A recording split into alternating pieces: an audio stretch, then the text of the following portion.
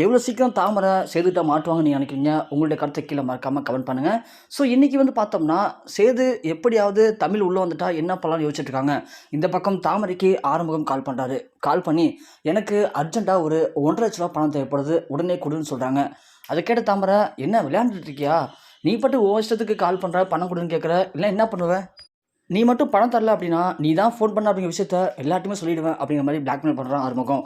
உடனே தாமரை, ஏற்கனவே நீ என்கிட்ட 10,00,000 பணம் வாங்கியிருக்க, அதுக்கே நீ இது வரைக்கும் ஒழுங்காக வட்டி கட்டுறதில்ல, அதில் நீ வட்டிக்கு இஷ்டத்துக்கு காசு கேட்டுட்ருக்க, நீ மட்டும் போயிட்டு யார்ட்டையாவது நான் தான் ஃபோன் பண்ணாங்கிற உண்மையை சொல்லிப்பாரு, நான் உன்னை கண்டிப்பாக சும்மா விட மாட்டேன், உன்னை உடனே போலீஸில் கம்ப்ளைண்ட் பண்ணி உள்ளே தள்ளி உன்னை ஒரு வழி ஆக்கிடுவேன் அப்படிங்கிற மாதிரி தாமரை பதிலுக்கு ஆறுமுகத்தையும் மிரட்டுறாங்க. இதை கேட்ட ஆறுமுகம், இந்த திமிரு பிடிச்ச பொண்ணை சும்மா விடக்கூடாது, ஏதாவது பண்ணணுமே அப்படிங்கிற மாதிரி யோசிக்கிறாரு.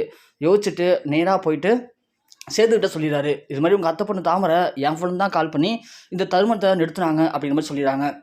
சேதுக்கு டவுட் ஆகிடுது. உடனே சேது அவர் ஏற்கனவே கம்ப்ளைண்ட் பண்ண அந்த போலீஸுக்கு கால் பண்ணி பேசுகிறாரு. இது மாதிரி அன்றைக்கி கல்யாணத்தை நிப்பாட்டின வாய்ஸ் ரெக்கார்ட் நீங்கள் வச்சுருக்கீங்க இல்லையா, அதில் கூட ஒரு பொண்ணு தான் பேசினாங்கன்னு சொன்னீங்களே, அந்த வாய்ஸ் ரெக்கார்டு மட்டும் எனக்கு கிடைக்குமா அப்படின்ற மாதிரி கேட்குறாங்க. அவங்களும் எவ்வளோ கஷ்டப்பட்டு அந்த வாய்ஸ் ரெக்கார்டு எடுத்து காட்டுறாங்க. அப்படி கேட்கும்போது அப்போ தான் சேதுக்கு புரியுது அதில் பேசியிருக்கிறது தாமரை தான் அப்படிங்கிற விஷயம். அதை கேட்டவுடனே சேது அப்படியே அதிர்ச்சி அடைஞ்சிடாரு.